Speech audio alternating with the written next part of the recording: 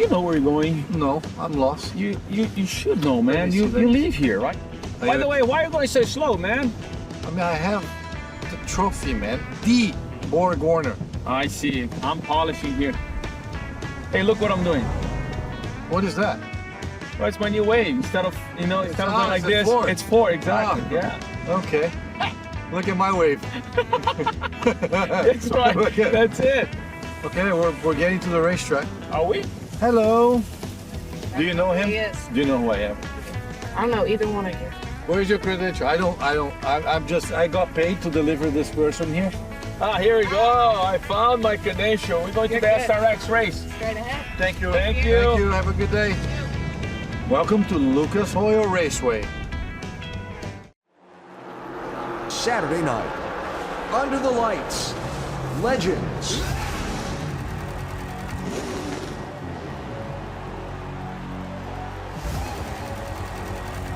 Who will take the checkered flag? Here we go. Buckle up.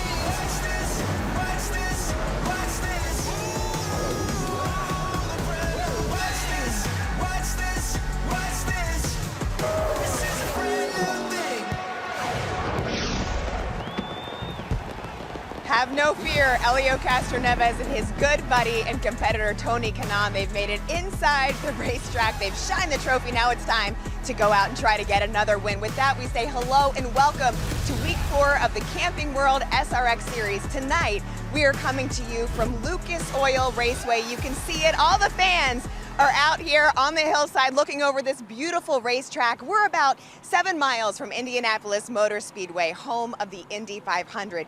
But this track is so special because of its history. One example of that, this is where Jeff Gordon raced to fame as a teenager. Tonight, several guys down ready to go race, and they cut their teeth at this very track. And it's time now to get things started. With the command to start engines, we turn now to 9-time IndyCar champion crew chief Jim McGee. Jim, take it away. Some real fireworks here tonight. Drivers, start your engines.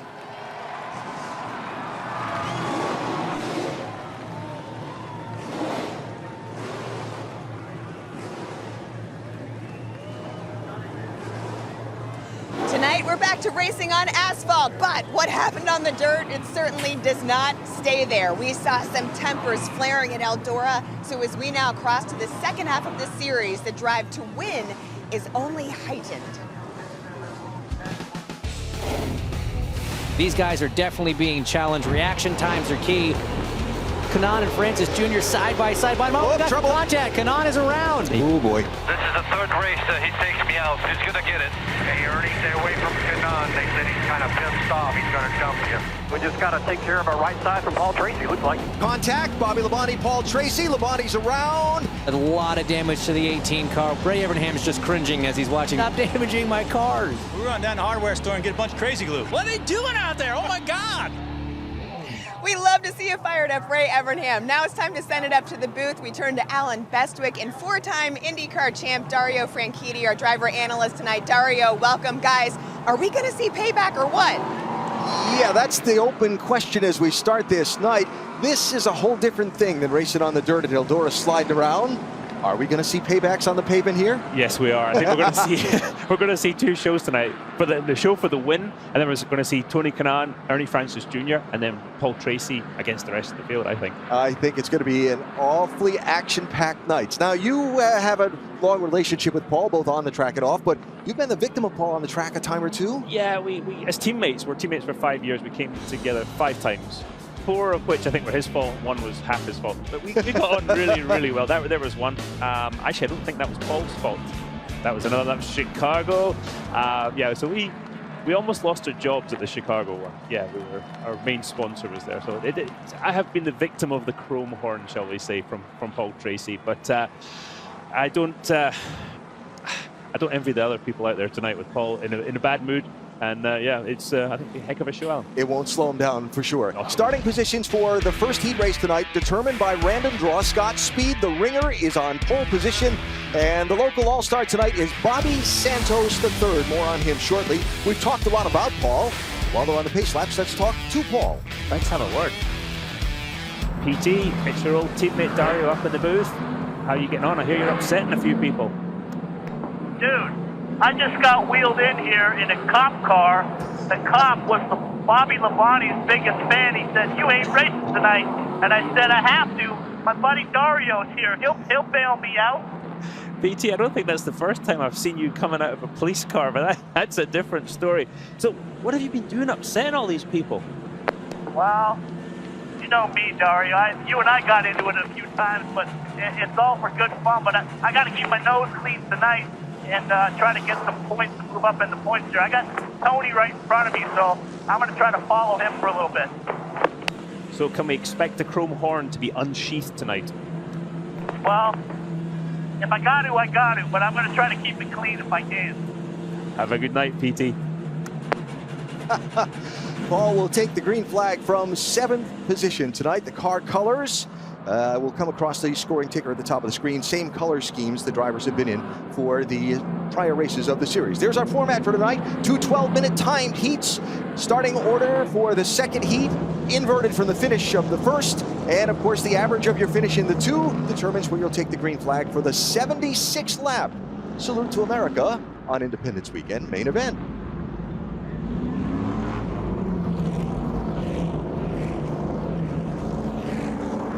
And of course, each of our celebrity crew chiefs assigned 3 of the 12 drivers. Here's our lineup. Jeff Hammond is here. Tony Uri Jr. is in our crew chief lineup tonight.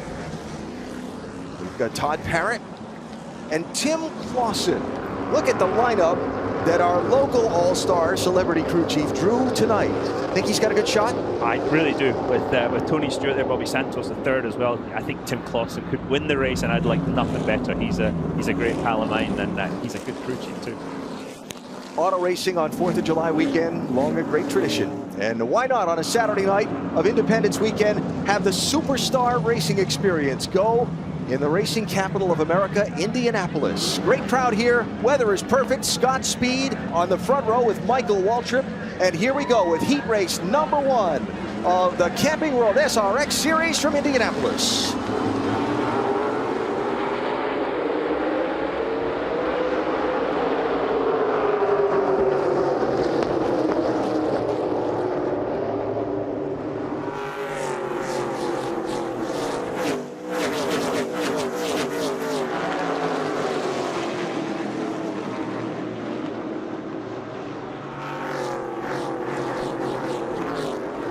Scott Speed leads lap 1. Dario, one of the unique characteristics of this racetrack says it has 12 degrees of banking. Most of it's right up by the outside wall. Yeah, absolutely. You can see everybody migrating to the outside wall already. It also reduces tire wear, but as you can see, everybody migrating apart from Tony Stewart. He's looking to make some moves already. He was on the inside of Bobby Santos III. You wouldn't see Tony try an alternate line because, you know, you got to pass them where they're not, right? Absolutely right. You can see that his car getting loose off of turn 4, but yeah, Tony's got so much experience in this type of racing that somebody like Tony Kanaan has got exactly the opposite. Tony will fall in behind Bobby Labonte, and that'll put Smoke back in 6th position, of course, trying for a 3rd straight win in the Camping World SRX Series after taking the victories on the dirt the last couple of weeks. Side by side, first couple of cars behind there. Paul Tracy being challenged by Ernie Francis Jr. Francis Jr. in the yellow car, and Tracy in lime green. That's all the way back for 8th and 9th. And his nemesis, Tony Kanaan, in the pink car. They told me it was magenta. That is definitely a pink car. Tony Kanaan's in. And he is hounding Michael Waltrip for 2nd. TK running in 3rd position. Let's check down on pit road. Brad Daugherty with us once again tonight. Big fella, what you got? Yeah, AB and Dario, I'm telling you, Paul Tracy over the last 3 weeks has had more hits than the Beatles. They had to bring him in here by police car this afternoon. I think they may have to take him out. He's wrecked Willie T. Ribbs. He's wrecked Michael Waltrip. And last week, he absolutely used up poor old Bobby Labonte. PT says he's going to take it easy. It's not in him. Watch PT to come to the front. He's coming up the road. Let's go, Matt. Brad, those shenanigans last week also produced a lot of racing souvenirs. In fact, 60 of these 70 parts back in the SRX junkyard.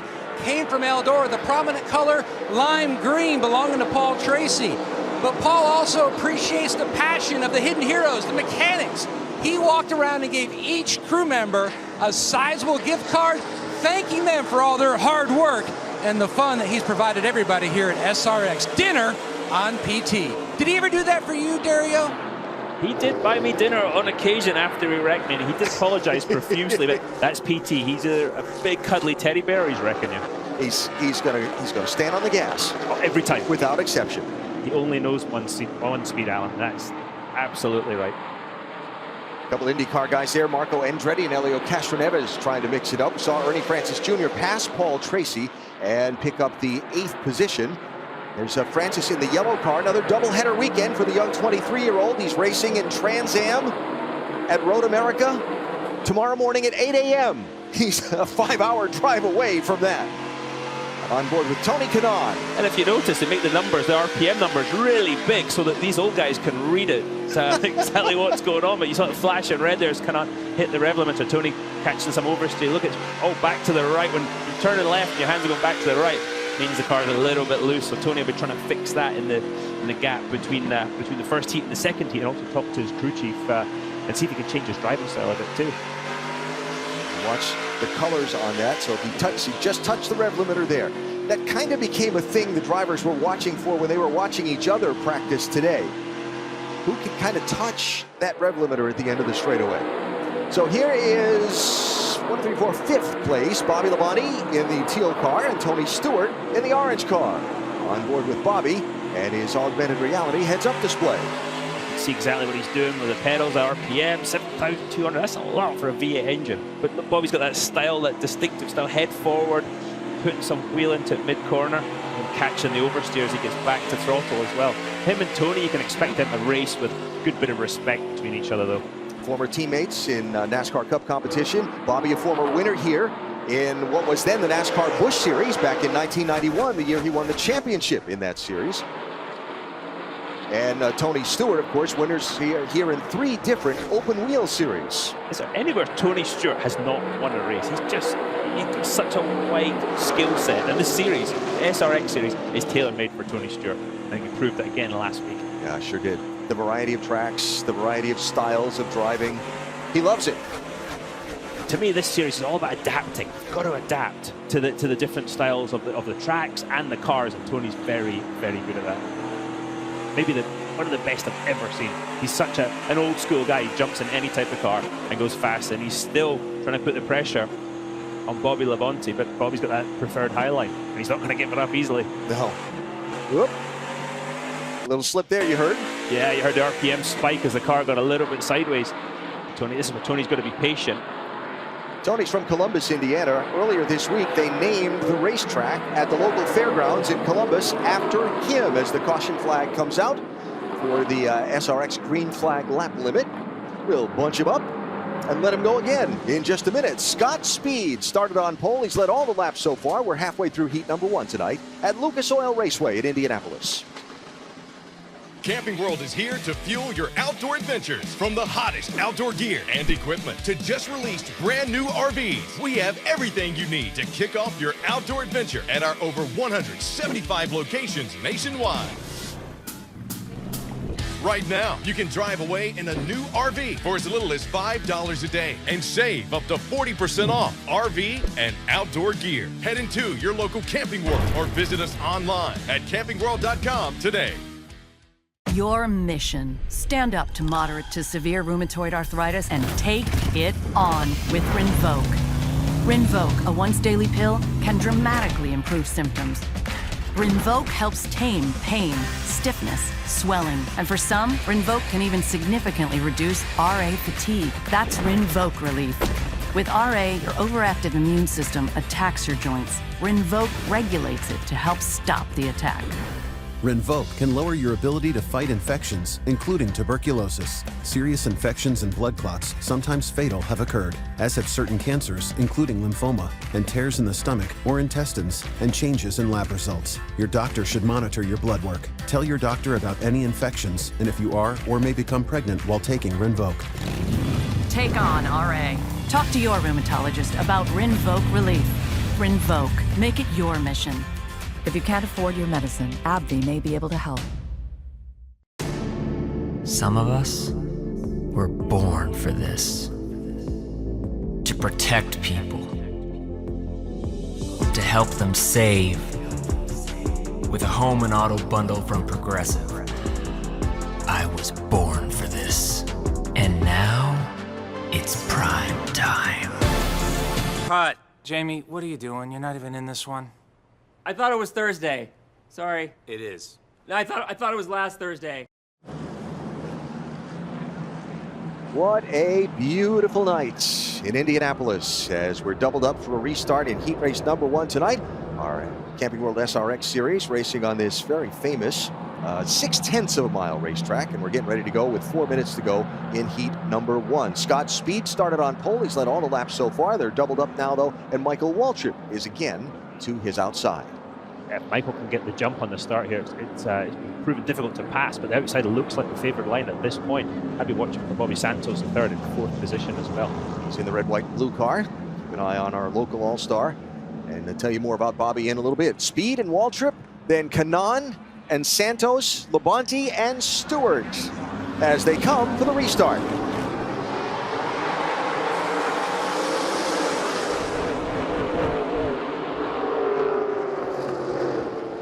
Kanaan trying to clear Waltrip. Kanaan in the pink car, Waltrip in the light blue.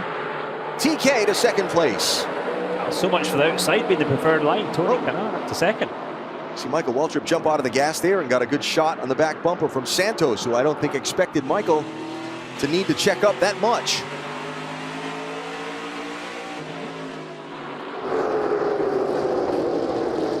Monty and Stewart again, this time for 4th and 5th position. Tony Stewart, the orange car, has got the he's got the preferred outside line.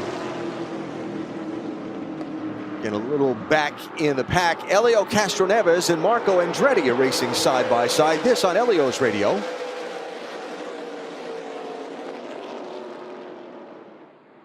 Marco doesn't pass. I mean, I wanted him to go, but he's taking too long.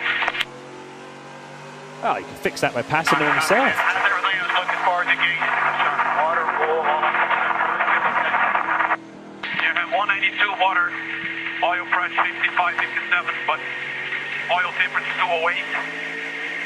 Car is braking. It's actually good balance. I have understeer and oversteer at the same time, but it seems to be good balance. I just need him to go.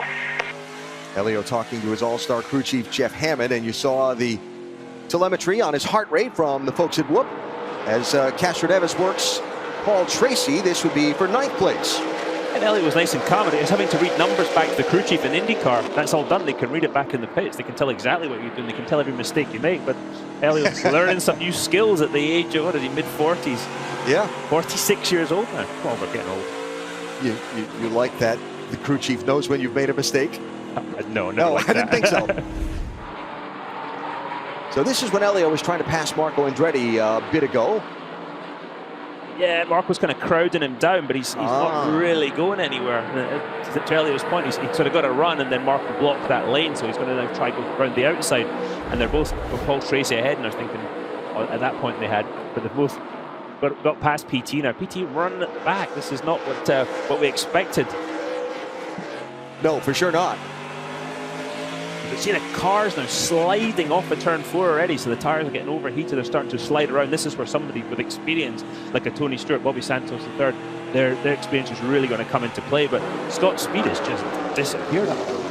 There's the show. Tony Stewart looking down low to pick up 2 positions in a lap. He tries to slide in front of Santos and gives the folks in the grandstand a rise.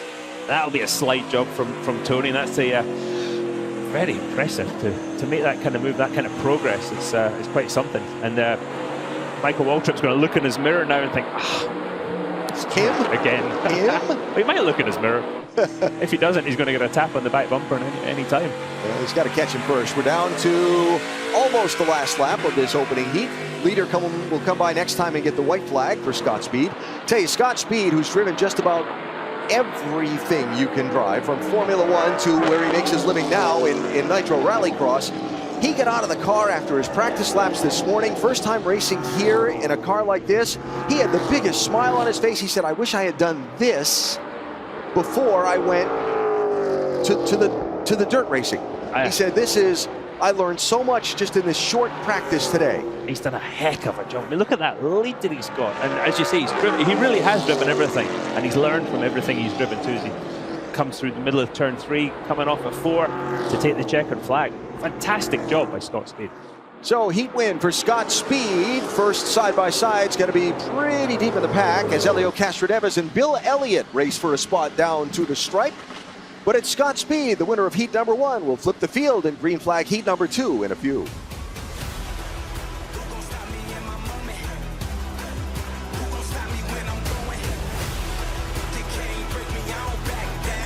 Camping World SRX Series on CBS is sponsored by Camping World, America's #1 RV dealer. And by Progressive. Save when you bundle auto, home, or motorcycle insurance. Yes, Helio Castroneves takes his trophies very, very seriously. We're going to have much more on that in just a moment. But first, let's take a look at your Heat 1 results. Yes, Scott Speed shocking a lot of people, finishing that heat in first place, followed by Tony Kanaan, Michael Waltrip there, following up the third.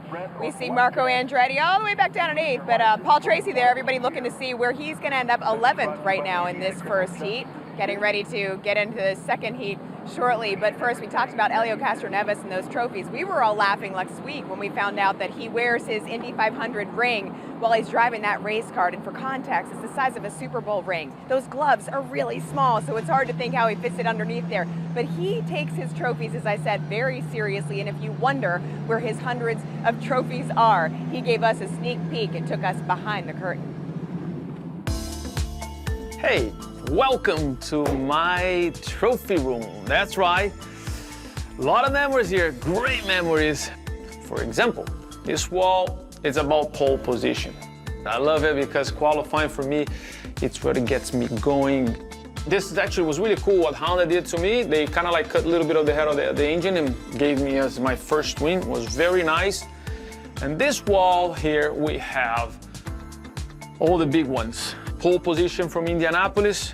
We have the Rolex 24-hour Daytona this year. I want to wear it, but I don't know. It feels like wrong, you know, to wear the trophy. I know I got the ring, but now we're going to the big one here. Yes, Dancing with the Stars, the Mirrorball Trophy. I'm still a big fan of that show, by the way. And the Mecca, the Omega, the Super Bowl, you know, of racing Indianapolis 500. Now, with all these trophies, which is really cool, there are only one that I wasn't able to fit through that door, so come and check it out. Right, guys, some people mouth fish. I mouth my favorite race car. Yes, this is the replica of the Indy 500 that I won in 2001. The pace car, one of the three, it's right over there, the Camaro. Awesome. Not too shabby. Hey, this is like, look, when you win an Oscar, people sleep with them. That's what Helio does with his Indy 500 rings. Why not, right? Of course, that's going to give you again Dario Franchitti, guys. All right, Lindsay, getting ready to start heat race number 2. Invert the finish of heat race number 1. So the winner, Scott Speed, starts last here. Let's check in with him, Dario.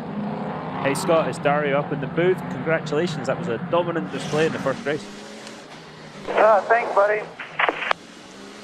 How much progress can you make here, and how much fun are you having? We're having lots of fun. As far as progress, I don't know. Mikey seemed to hold up Kanaan for quite a bit in that last race, so I'm not sure how hard passing is going to be, but give it a shot. Attaboy. Put on a show for us. You bet he will. So 38-year-old Scott Speed, originally from California, who has been getting some tips from Cody Swanson, our local all-star from a week ago, who's so good at this racetrack as well in open-wheel competition. Scott will try and come from the back. And again, your average finish of the 2 heat races is where you'll start the main event. Side note for you, Tony Kanaan had the fastest lap in heat number 1. And a heat winner has gone on to win the main in all 3 weeks. And the winner of heat number 1 won the main the last 2. Of course, that was Tony Stewart, both times on the dirt. passing looks a little bit more difficult at this point, but I think this mixed up field now, we're going to see a bit of action. So you've got Willie T. Ribbs on pole position with Paul Tracy to his outside, Bill Elliott inside of row number 2. Bill wearing a brace on his right hand after getting nicked up in that big late race crash a week ago. More on that momentarily, but Bill lined up and ready. And we'll keep an eye on Ernie Francis Jr. in the yellow car. He was the one that made the most progress in heat race number 1 forward. See if he can make some more forward progress in heat race number 2. Pace car's off, and here we go. 12 minutes on the clock, green flag.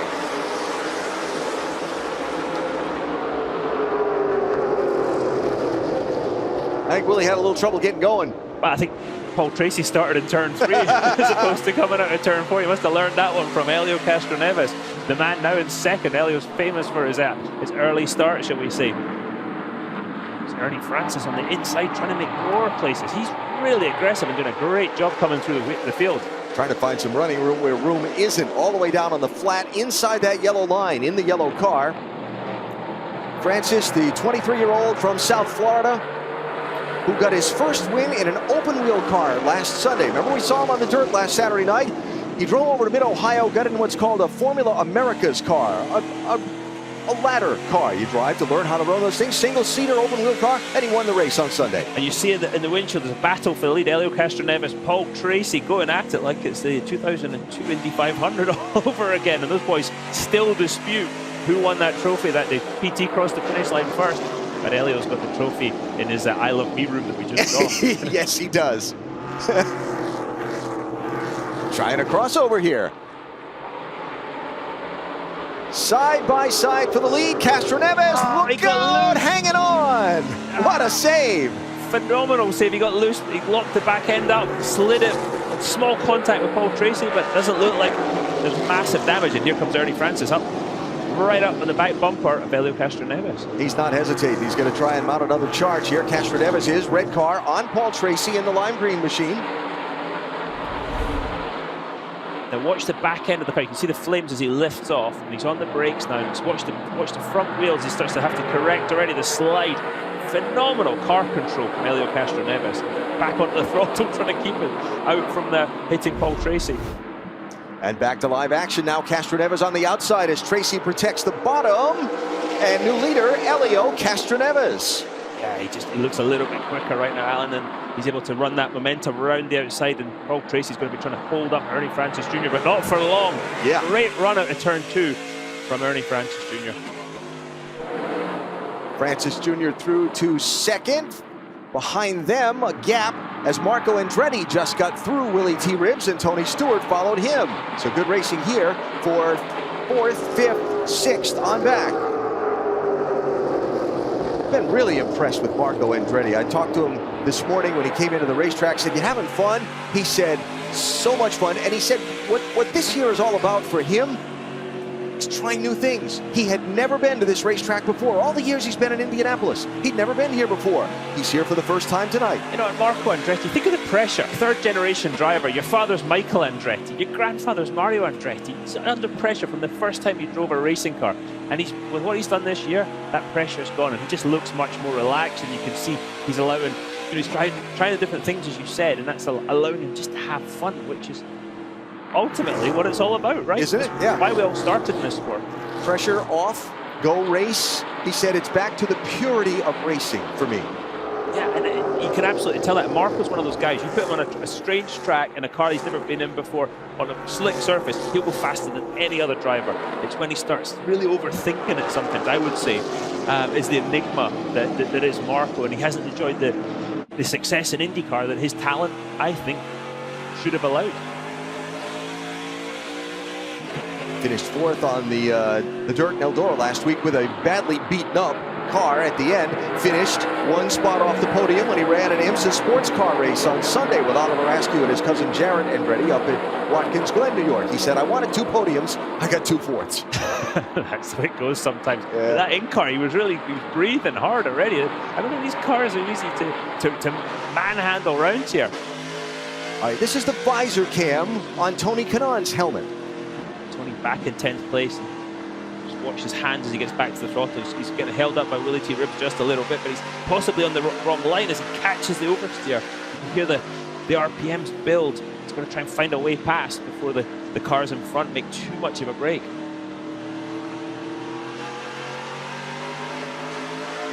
So Tony needs to be patient. And looking back from the Willie T. Ribbs machine. Watch Willie's hands as well. He's working hard at the wheel. He's trying to keep Tony behind him. Willie's doing a great job here. This is probably his most competitive showing that I've seen. Tony just can't get the late braking done to do the slide job. Tony's alongside again, but watch the momentum on the outside. Willie can get his car straighter, quicker, and accelerate off the corner, and that's just going to get Tony a little bit more upset. If it was Ernie Francis Jr., I think he might have already put the bumper to him, but Willie's he's probably twice the size of Tony, so he's treating him with a lot of respect, which is, I would say, a wise thing. Yes. Yeah. Especially since Willie trains by boxing. Precisely right. Which didn't seem to bother Paul Tracy any. There's a lot of sliding going on, and Tony makes the pass finally. Let's see how quick he can close the gap to the car in front. And the yellow is out. He'll close it pretty quickly. Yes, he will. Caution flag on the leader, Helio Castroneves. The SRX green flag lap limit kicks in, and so we'll slow him down, get a chance to take a break, and double him up for a restart. Helio Castroneves, are we surprised by anything that he does this year at 46 years old? Not at all. He was phenomenal in Indianapolis, and I'd say that from a member of the team that finished second. There you go. Castroneves out in front of heat race number 2. Our passion for protecting vehicles started in 1934. And we've been pushing the limits of performance ever since.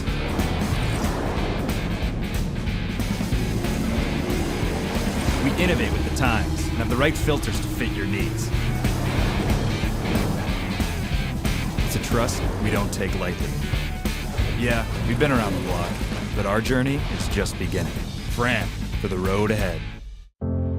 Up here, success depends on the choices you make. But I know I've got this. And when it comes to controlling his type 2 diabetes, my dad's got this too. With the right choices, you have it in you to control your A1C, and once-weekly Trulicity may help. Most people taking Trulicity reached an A1C under 7%, and it starts lowering blood sugar from the first dose by helping your body release the insulin it's already making. Trulicity is for type 2 diabetes. It isn't for people with type 1 diabetes. It's not approved for use in children. Don't take Trulicity if you're allergic to it. You or your family have medullary thyroid cancer or have multiple endocrine neoplasia syndrome type 2. Stop Trulicity and call your doctor right away if you have an allergic reaction, a lump or swelling in your neck, severe stomach pain, changes in vision, or diabetic retinopathy. Serious side effects may include pancreatitis. Taking Trulicity with sulfonylurea or insulin raises low blood sugar risk. Side effects include nausea, vomiting, and diarrhea, which can lead to dehydration and may worsen kidney problems. Show your world what's truly inside. Ask your doctor about once-weekly Trulicity. Okay, at AT&T, everyone gets our best deals on all smartphones. Let me break it down. You got your new customers. They get our best deals. You got your existing customers. They also get our best deals. Everyone gets the deals. Questions? Got it. But why did you use a permanent marker? Because I want to make sure you remember. I'm going to get a new whiteboard. It's not complicated. Only AT&T gives everyone our best deals on every smartphone, like the Samsung Galaxy S21 5G for free.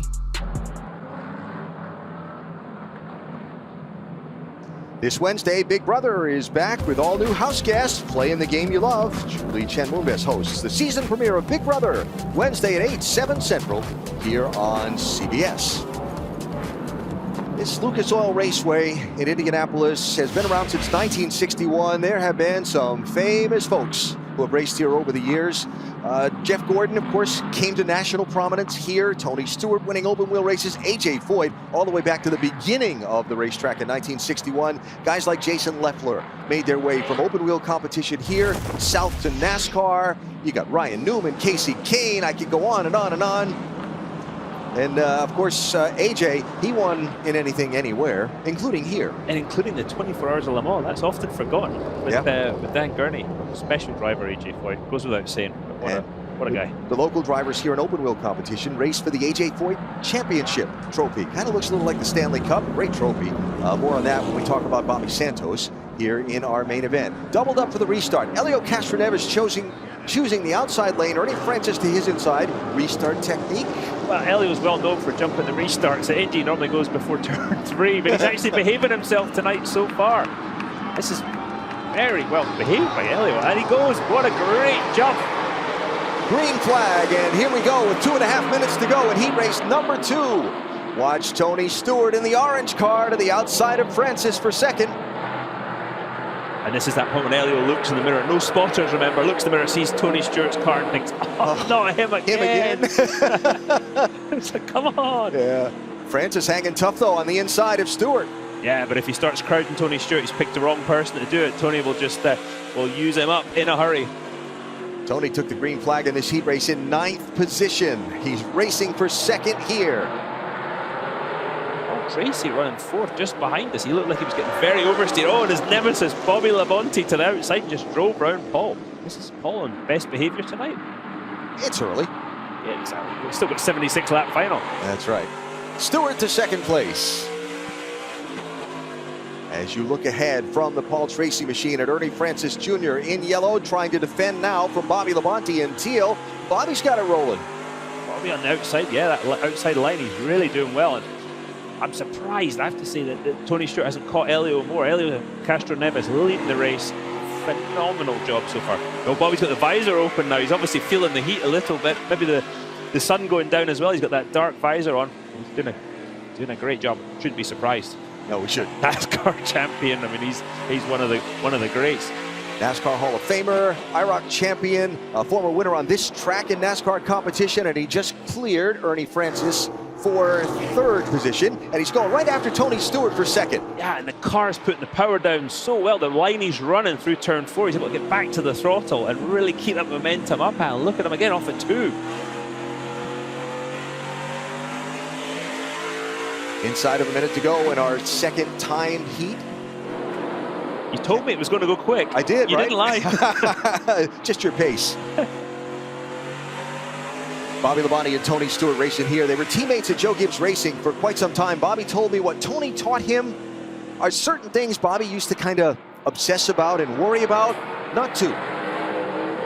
Open his mind to other ways to think about how a race car should behave.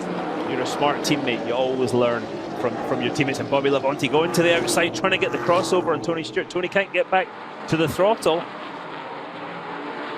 Here's for 2nd place. Look at the momentum around the outside he's able to carry. As you said earlier, Alan, the banking's all on the outside. So Bobby to position number 2, and Elio Castroneves well ahead of him by 1.7 seconds. We'll come off turn 4 and see the white flag. Now, 2 weeks in a row, Elio's been close to a heat race win, and it's gotten away from him. Well, if it gets away from him tonight, it's going to be his own fault because nobody's on the same even straightaway. Phenomenal job from Elio. Really, really impressive. Behind all the hair gel and the teeth and the smile, Elio Castroneves, one of the most intense competitors you will ever meet, whether it's driving a racing car, even dancing, whatever. He wants to win and is about to do it. Has done a great job of figuring out these SRX machines. Checkered flag and a heat race win for Elio Castroneves, with Labonte 2nd, Stewart 3rd, Francis 4th, and Marco Andretti coming home in 5th position. Talked about Scott's speed. What kind of progress could he make? He started 12th. He moved up to 7th and picked up 5 spots in that heat race. So 2 heats in the books. The winners, Scott Speed in the first and Elio Castroneves.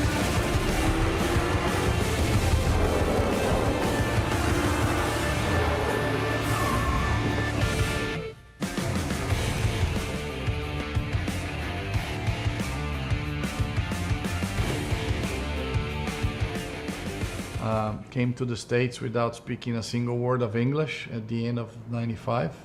The first 2 years, I lived in a studio in Columbus, Ohio, and all I did was watch CMT at the time, the country TV station, and with subtitles, and actually listen to Garth Brooks songs. That was my beginning of speaking English, and that's how I became a huge Garth Brooks fan. Everybody says, well, you love the music. I said, no, I learned English with him. I guess I got friends in low places.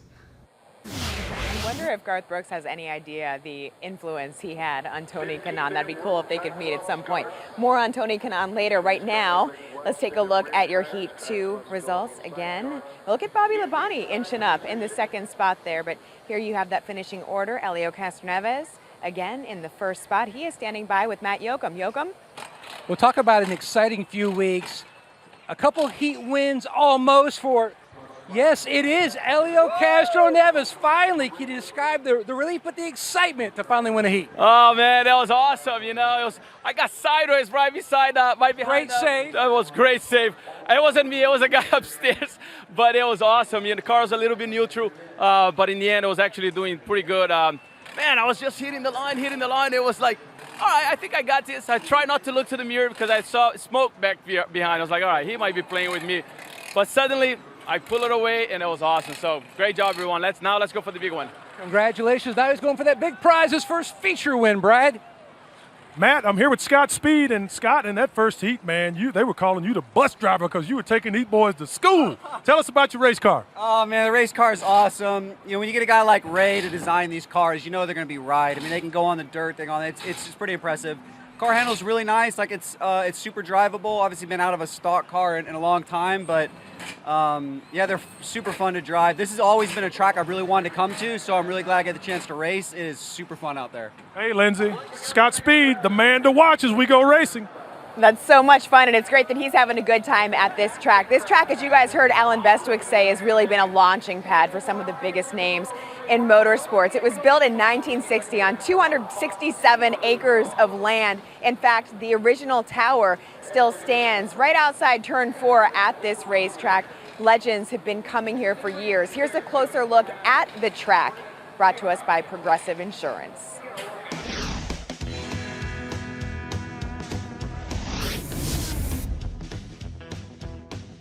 This is Lucas Oil Raceway at Indianapolis, where this year we're celebrating our 60th year of racing. The heritage that it has and the history, the names that have raced out here, dating back to 1961 when A.J. Foyt won the first oval race. It actually used to be a dirt track back in the day, so it's really the history that's been built here. Guys like Mario Andretti, Jeff Gordon started his career here, Ryan Newman started here, Tony Stewart's raced here. Some of the biggest names in all of motorsports, they've all funneled through here at some point in their time. It started out as Indianapolis Raceway Park and was known by that name for more than 40 years. And most notably now it's Lucas Oil Raceway at Indianapolis. We actually saw a shirt that says, I still call it IRP. Nice. What's interesting is the tight groove that drivers must follow to get around here. The outside walls love to get rubbed up. There's some pretty good dings in there that show how hard guys are racing around here. Lucas Oil Raceway sometimes gets lost in the shadows of Indianapolis Motor Speedway. We bring fans from all over the place. As far as California, as close as, down the street 10 minutes, and anywhere in between. When we have a full house, it's tough to beat. It's a lot of grassroots racing fans that are very passionate about the sport. This is the racing capital of the world. What other place would you want to be and win a race than here in Indianapolis? So much history here. That's also a true statement for the guy that is standing by now with our Matt Yoakum. Yoakum, I would imagine the man you're standing with is very happy. And 2 decades ago, this guy, Bobby Labonte, won here when it was IRP in the old Busch Grand National Series. Fun then, fun tonight. So who are you worried most about? You got the kid coming up, Ernie Francis Jr., your old teammate. Yeah. Smoke, who looks much thinner, by the way, in our video thing, filling up your mirror. Yeah, I don't know. I mean, man, I didn't run that good the first part, and then, kind of, moved around a little bit. My car kind of came in a little bit better, so kind of reminds me of, days have passed and Tony and I are racing together there, and just, heck, I don't know. I mean, it's so hard because we all kind of run pretty good, and somebody's going to be a little bit better this time, and it's hard to, make that move sometimes. So I'll probably worry more about Tony because he's the favorite, but Ernie is obviously really, really fast. And then, there's a handful of guys back there, and Helio winning this and celebrating with the crowd. I'm surprised he didn't get out and jump on the fence for winning the heat race, but no, I mean, it's going to be hard to maintain yourself in a good composure because some guys might come that are saving their tires. It's hard to tell. Certainly got to be mistake-free, Brad. Thank you, Matt. Marco, you must feel 7 feet tall with the way you performed in those 2 heats. Actually, if you will show, Marco is standing on the wall here. He is 7 feet tall. How was your race car? How much fun is that? You've never been inside this facility. Give us a synopsis of the evening for you. Well, first of all, I was hoping you wouldn't zoom out there. That's kind of embarrassing. But second of all, yeah, I haven't been to any track that we're going to this year in this series, and I think that was a big reason why I wanted to go try new stuff and try new cars and tracks, and so we're doing it. Yeah, I mean, I've never been here in Indy just because I don't like watching racing. I like racing, so yeah, I mean, so far so good. It's a little bit hard to pass. You have to do some slide jobs. You're doing a great job, man. Thanks for the entertainment, Lindsay. We love it. Yeah. Brad, he said he doesn't like watching it. He brought friends, though. He said he's got 8 friends from home who are here watching him tonight, so they're pumped to see Marco. Tony Kanaan, you see his car right here behind me. 8 years ago, down the road at Indianapolis Motor Speedway, the crowd went wild when he won the Indy 500. It was a lifelong dream of his. He brought so much commitment to something he didn't know he would ever accomplish. He brought that same commitment here to SRX. The way he's training is specifically designed to keep up with the younger guys.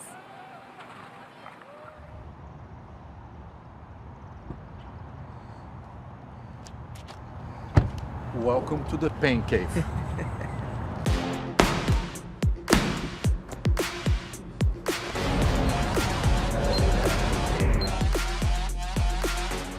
Show off for TV today. Yeah, man.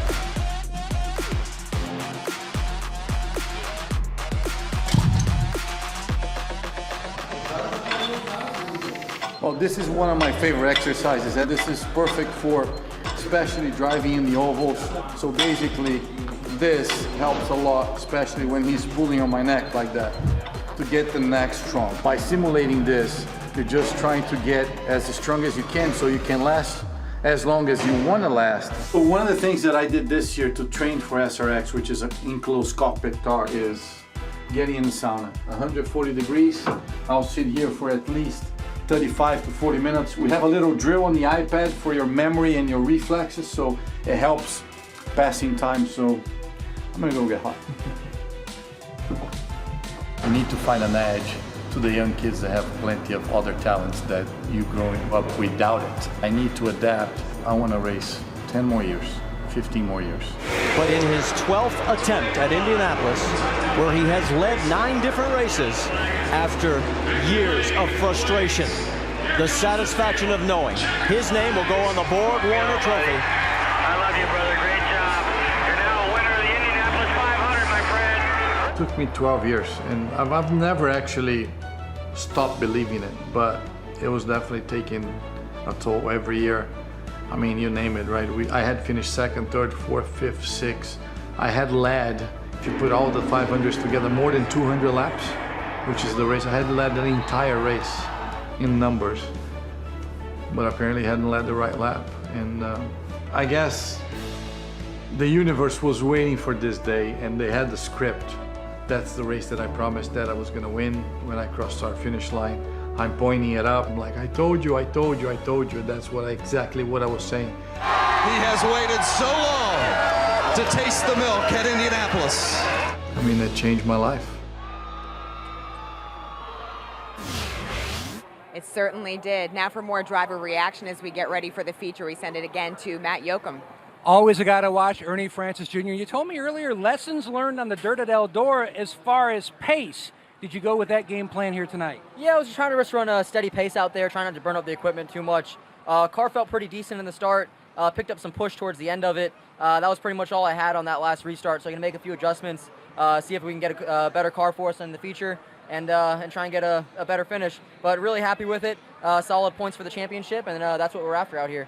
Excitement last week in the feature. Keep an eye on the yellow banana, Lindsay. Thank you very much, Yoakum. You know, if you want a good laugh or you want a good story in the garage, just find Willie T. Ribs. He's having so much fun, but he's also a guy that made history in this sport. Here, he shows us the unique bond with his son and why this sport means so much to him.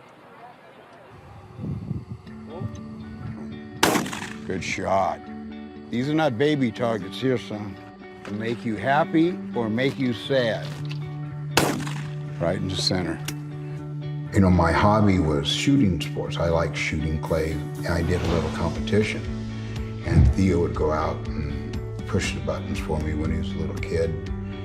And I could see he really liked it. Good shot.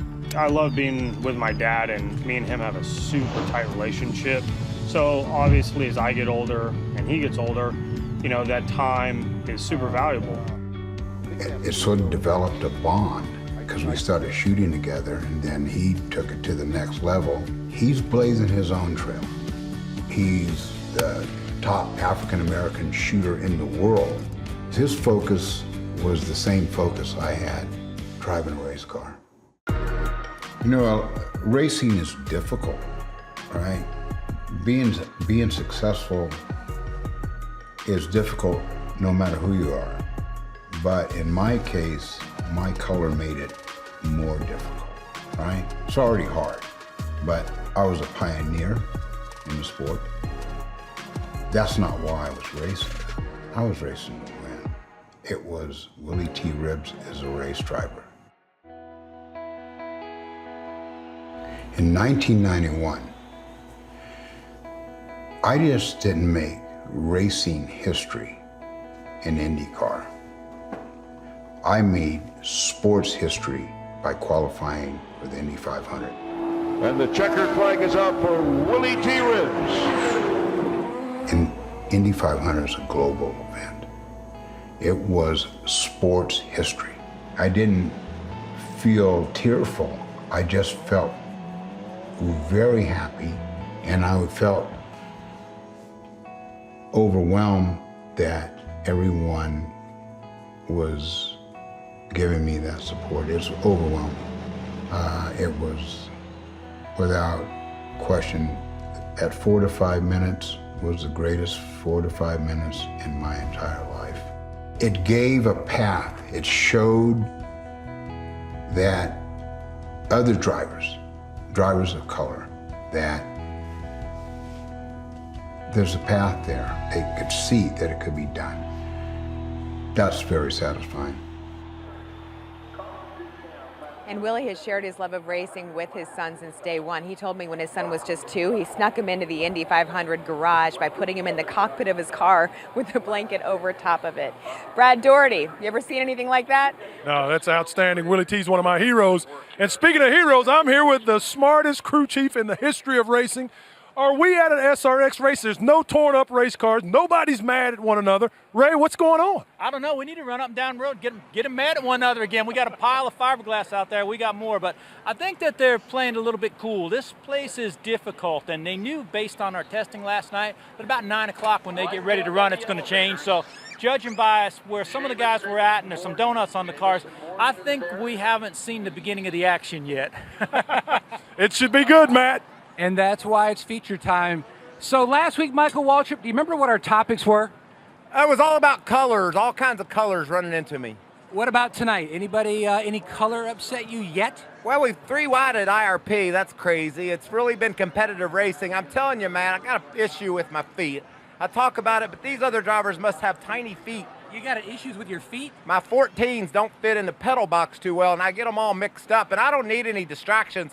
And my radio was on scan. I'm listening to Todd Parrott sound like he's calling the Daytona 500. And by the way, I got enough people in my head without having more of them on my radio in it. All right, Lindsay. I don't know how to follow that, Yoakum, but I'll try. It's time to get out of quarantine and back in the dating game. Climb on board for a new season of Love Island in Hawaii, where Islanders will do whatever it takes to hold on to their dream date. The new season of Love Island starts Wednesday. That's at 9:30, 8:30 Central on CBS, or stream for free anytime. So in Indianapolis, we know they're wild about their racing. They're also wild about their football. Check this out. Colts running back Jonathan Taylor. You might want to pay attention if you play fantasy football. He got a special wheels up ride to the race this weekend. He talked to some drivers. There he is with Willie T, about to enter his sophomore season in the NFL. He loved checking out the cars, standing with Elio there, meeting a lot of drivers. Oh, Paul Tracy, you cannot top this. In handcuffs. Now he's there out on the track, trying to make a name for himself out here in SRX. Much more to come after this break.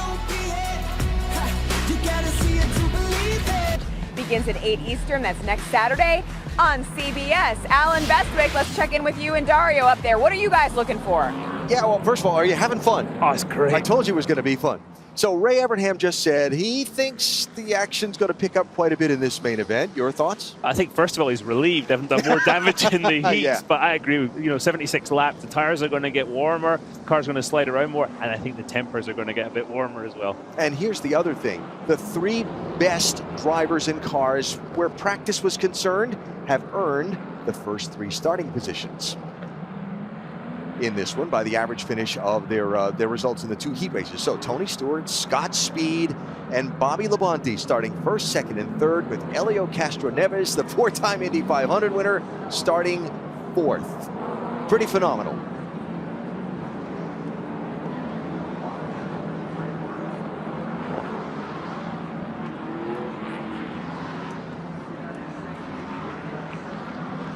So the format for the night where the feature race is concerned, as you look at the rest of the starting grid, is 76 laps. It's Independence Weekend in America, 1776. There's a short track outside of Philadelphia that always ran a race called the Freedom 76. Ray, being from New Jersey, very familiar with that race. And he had that inspiration on his way out here. Yeah, let's run 76 laps. So that's what we're going to do. I think this is going to be quite an interesting 76 laps coming up. I do. Caution laps will count until the last 6. The last 6 laps have to be green flag laps. And our progressive race analysis shows you our heat winners tonight. Tony Stewart, what a shock, gained the most positions of any driver on the night so far. And it's the first race with no track incidents in those first 2 heats. Well, I've gone and said it now. I know, but that's maybe why we said it. Tony's going to be hard to beat. He always is. Yeah, for sure. So this racetrack that measures just over 0.6 of a mile around, very flat except for 12 degrees of banking right up by the outside wall. We saw the drivers. You can go down low to try and pass. It's harder on the car. Yeah, you've got to commit. You've got to commit on the corner entry to a slide job. They carry maximum speed. We saw Helio trying to do it earlier when he was trying to pass, and he really got trying to pass Paul Tracy. In fact, he got oversteer, got the back of the car started to slide, and he almost took them both out. So not an easy thing to do. And as far as the fun factor on the night, these drivers, they're going to work hard here. They're going fast at this racetrack. They are going to work hard behind the wheel for every position they get. Yeah, they don't care about championship points. This is all about tonight, right now. So here we go. Pace car, that 34 Ford replica that Big Machine Records has provided. Johnny Benson behind the wheel, hits the pit lane, doubled up. 6 rows of 2. With Tony Stewart in command of the start in the orange car on the outside. The main event, week 4 of the SRX series, is green. Fabulous start for Tony Stewart right there outside.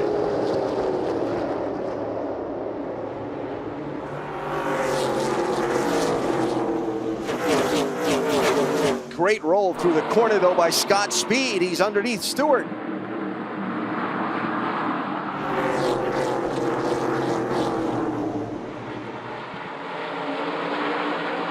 An incredible job by Scott Speed. Take the lead on the inside there. Now he's got to sort of look after his tires. But Tony Stewart coming right back to the inside. I think we're going to have a battle all night between these two. He's got to look after his back bumper is what he's got to look after for the moment. Side by side for 4th and 5th place. Bobby Labonte in the teal car on the outside. You ride with him as Ernie Francis Jr. challenges and squeezes in line in front of him. Can he keep momentum up? Momentum up, down low on the inside there. It's looking more difficult as Bobby Labonte goes back to the outside but can't get back to the throttle. That's going to become increasingly difficult to make those passes on the inside as the tires start to wear. For the first 5, really up close and personal at the moment. And that's one of the things that will come into play for these drivers over a lengthy race tonight is tire management. You got to have something left to race with. Lap 70 through 76. Tire management, brake management, temper management. Yep. All going to be looked after. And the balance of the car is going to change as well. The front slides, the rear slides, how it handles front to rear will change as the night goes on. Looking ahead at Ernie Francis Jr., I mentioned he got a win in an open wheel car last Sunday at Mid-Ohio. As you drop back now, here's Marco Andretti and Tony Kanaan, black and pink machines, racing for 7th and 8th. We ride with TK and the visor cam. Yeah, these 2 old friends, old teammates of mine as well. They're playing nice so far, but Tony's going to want to get past Marco. Marco's using all the road on the exit of the corner. Tony's going to get past and head up the road. Can I just clarify there, by old friends, you meant like they've been friends for a long time? No, especially Kanaan. He is working hard to see if he can find some running room around Marco right now.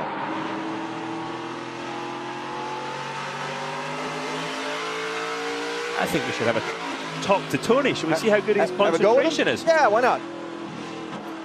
Tony, is Dario doing a good job, man? Are you going to get past Marco here or what?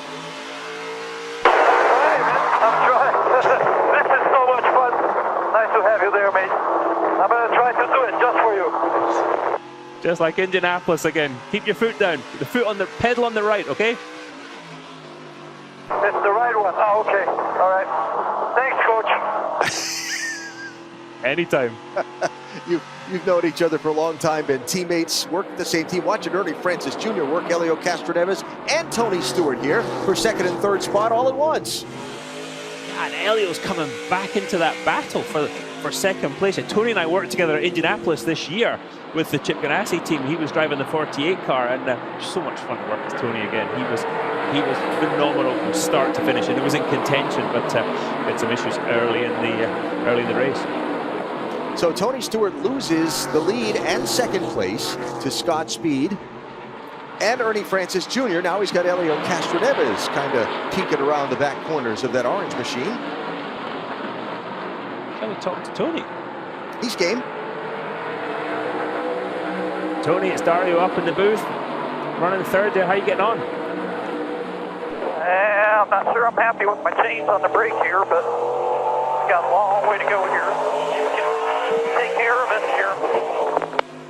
Got that Helio Castroneves guy behind you. You think you can keep him there? I don't know. He's probably checking his hair in the mirror, so he was pretty tough that last segment. So we're gonna have to run hard enough to stay ahead of him. I couldn't hold Ernie off, so they got a hell of a race going on in front of me. Go fast, take chances. For the race lead up front. Tell me what I need to do different. I'm obviously not doing it right. Good pass, but lead there. He's talking and driving quite happily. A lot of fun. All right, Castroneves looking for Stewart on third as the new leader is Ernie Francis Jr. All the way to the top spot in our main event. Here's Castroneves. How about Francis Jr. just making that bottom side of this tough racetrack work? And the whole way out of the corner, he's sliding the back of the car, sliding the tires. He might be using up his tires a bit, but he's doing it to go forwards. What a great pass by Ernie Francis Jr. Guy who's a 7-time Trans Am champion, but this is an oval, and look at the caliber of people he's racing against. Incredible job. So someone you know well, Scott Goodyear, long-time IndyCar competitor, and came within a whisker of winning the Indianapolis 500, is the race director for that open-wheel series that Ernie Francis Jr. is racing in addition to SRX, in addition to Trans Am. This is the praise that Scott, our mutual friend, offered about Ernie. He said he's got a little AJ Foyt, Mario Andretti, and Tony Stewart in them, in that he can jump back and forth between all these different types of cars and adapt so quickly. Okay then, that is high praise indeed. You know, Scott, typical taciturn Canadian. He's not once forgiven praise where it's not due. That's big. I'm not sure Tony Kanaan would give him quite that praise, but what a great job he's doing. We're on board with Helio Castroneves, augmented reality. Look, Helio's put all kinds of pressure on Tony Stewart. I think Tony's having to use every part of his skill to keep Helio behind, but Helio's down the inside and he's made the pass. Now behind Stewart, Michael Waltrip and Bobby Labonte side by side. Waltrip in the blue car, Labonte in the teal. Bobby Labonte's just sitting there, Alan, on the outside, just looking after his tires, nothing too crazy yet. So like him. So like, yeah, I remember watching him when I first came over here in the late 90s, early 2000s, and that was the one thing I thought. He thought about the end of the race the whole way through. Bobby is a behind-the-wheel tactician, for sure. And, of course, has a lot of experience at this racetrack. And really, really wants to win one of these things, by the way. I could tell that last week. I mean, we saw earlier, we saw those eyes. I was pointing out to you in the camera. You see those eyes, this intensity in the eyes of all the drivers here. They might be a bit older, a bit a few more wrinkles, but they've all got that pride and that ego of a racing driver. They all want to still go out and win. He's going to get by Tony Stewart and pick up 4th spot. Here comes Michael Waltrip to the inside of Stewart. So the smoke show is not going forward tonight like he was able to the last couple of weeks on the dirt. I'd have lost a lot of money on that. I thought Tony was going to head off and stink up the show, quite honestly. Especially when he was starting on pole position for the main event. Yeah, just so accomplished in these type of cars, and it just hasn't happened yet. So you heard Tony talk about the changes he and his crew chief made during the break, not necessarily working out. Wayne Wormy, the car chief for Labonte's car, and Tony Uri Jr., the crew chief on that car tonight. And these are the changes they made. So air pressure in the right front takes them out in the rear. So the car was probably a bit nervous on the rear, so that would allow the front to slide a bit more, bring the car more into balance. You're always searching for balance, with the front and the rear working together. Because if the front slides too much or the rear slides too much, you cannot carry the momentum that's required. And it changes over the race as well. 21 laps already into that 76 lap race. Yep, doesn't take long. This is a fast racetrack. I think that's one of the reasons the respect's been there between the drivers, is because it's such a fast track. They're not playing around. They're not sort of on dirt as they were last week, and they were able to bash into each other a bit. A lot of different lines actually being used now as well. And take it into account, we talked about the brake temperatures as well, and that's where some of the experienced drivers will come to the fore. And Elio, I mean, in an Indy car, you go as hard as you can from lap 1 to the end of the race, but I think you're going to be a bit more careful here, as we see Scott Speed and Elio. I think IndyCar is one of the few things that Scott Speed might not have actually driven. So he looks in his mirror and sees the red car of current Indy 500 winner Elio Castroneves. And one of the things that all the guys that drive Indy cars talked about having to adapt to here. Indy car, you charge the corner, charge the corner, charge the corner. That's what downforce does for you. It's a wonderful thing, yeah. You've got to, not here. Not here, no, absolutely not. That big wing looks really cool, but there's not too much downforce, which is exactly what you want, because you can run close. I mean, look, on camera, look how close the guys are running to each other. It's Tony Kanaan, Bobby Santos Jr. Yeah, or Bobby Santos III, I'm sorry. Yeah, let's talk about Bobby. 35-year-old from Franklin, Massachusetts. He is, he runs everything that has open wheels usually. He's done some NASCAR racing as well. His grandfather raced modifieds all over New England. And when I was a kid going to races at Seekonk Speedway, that is his grandfather, Bob Santos. Now, one of the reasons I kind of loved watching him race, remember the Fritos packages where they had the character, the Frito Bandito? Well, that was what the track announcer called Bob Santos. And so as a kid, I loved watching Bob Santos race because he was the Frito Bandito. I love that. So I watched Bobby Santos III drive in the modified up there at Loudon, and it was quite something to see on that track. It was more like a slipstream and sort of bump drafting and stuff. He's not bump drafting right now though. He's trying to put a pass on Tony Kanaan as we go into yellow. Caution out, the SRX green flag lap limit in our main event tonight. Bobby Santos competing for the AJ Foyt Championship at this racetrack. He'll run a midget later tonight. And he's 1 point separated from second place in the championship. The other guy, well, that's Cody Swanson, last week's local all-star.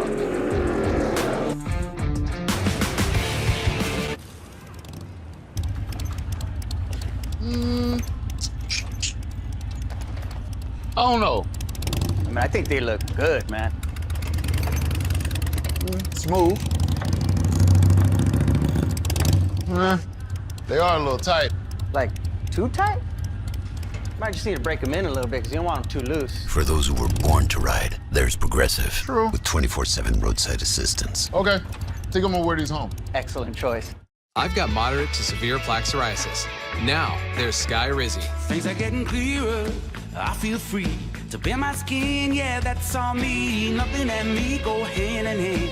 Nothing on my skin. That's my new plan. Nothing is everything. Achieve clearer skin with Sky Rizzy. 3 out of 4 people achieve 90% clearer skin in 4 months. Of those, nearly 9 out of 10 sustained it through 1 year. And Sky Rizzy is 4 doses a year after 2 starter doses. I see nothing in a different way. It's my moment, so I just gotta say, nothing is everything. Skyrizi may increase your risk of infections and lower your ability to fight them. Before treatment, your doctor should check you for infections and tuberculosis. Tell your doctor if you have an infection or symptoms, such as fevers, sweats, chills, muscle aches, or coughs, or if you plan to or recently received a vaccine. Nothing is everything. Now is the time to ask your dermatologist about Skyrizi. These used cars look the same, but how can you tell which one's the better deal? Bring in Dad from Sarasota? Hey, Dad.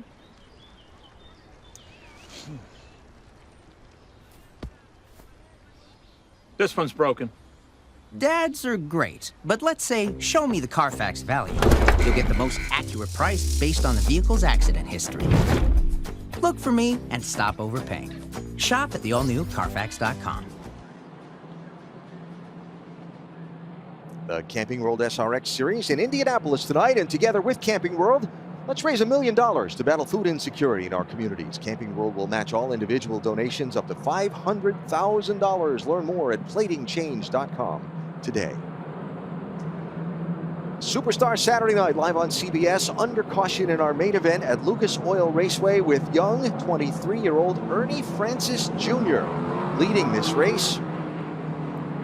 Young driver really putting on a show in the opening laps. The question is, has he used up a little too much to go another, 46 laps of racing? 48. I didn't just do that math on the... You looked at the computer. I looked at the computer, yeah, absolutely. No, Ernie Francis has done a phenomenal job so far to get there, to stay ahead. This yellow flag period, this caution, will be good for him. Cool the tires down a bit, cool the brakes, but it's got Elio Castroneves right behind him. Scott Speed's going to be alongside him. I think that's the danger point. He needs to try and make a break quickly if he wants to keep this lead. All right, so while we get the field sorted out for the restart, you've got Francis Jr., then Scott Speed, then Elio Castroneves running third. Let's talk to Elio. This will surprise me. Elio, it's Dario in the booth. How are you? My man Dario, what's up, buddy? How are you, pal? Have you got your baby Borg Warner trophy in the car with you, or what? I know, right? I don't have it here, but I tell you what, I hope the fans are enjoying taking pictures with it. Yes, they are. You're doing a great job, man. What have you got to do to get to the front? I need to be on the outside. Hopefully I can be that, and that's what I'm waiting for. Good man. Great talk to you, buddy. And you, my friend. Elio was talking about how much fun he's had driving these different types of cars and different kind of tracks, and he said to me, driving new things interests me. I'd like to try something like maybe the Daytona 500. He's having the time of his Right? life, right? He really is. He came back for that one-off deal at Indy this year with Michael Shank, and what a great job he did. I mean, again, from one of our guys, Alex Palou, Chip Ganassi team finished second, but Elio, he timed that to perfection, and he deserved that. So I think there's a good chance we'll see him back in IndyCar full time next year. I think there's a pretty good chance, yes. Tony Stewart questioned when he talked to us about the change they made during the break. Here is his radio.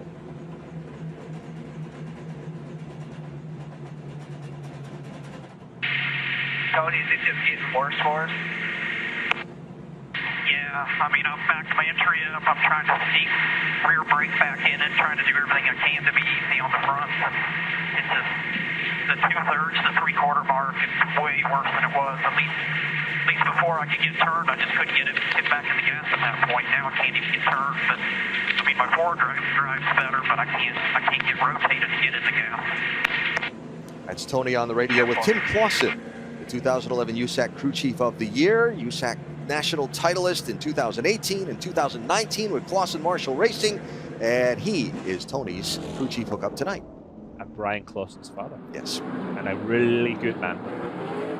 So you see, Tony has lost 4 spots since the start of the race. Ernie Francis Jr. is the guy moving forward. He's gained 4 spots. Francis in the yellow car has chosen the outside lane. Scott Speed to his inside. Poor Elio, he wanted the outside lane. He's going to be on the inside for the restart.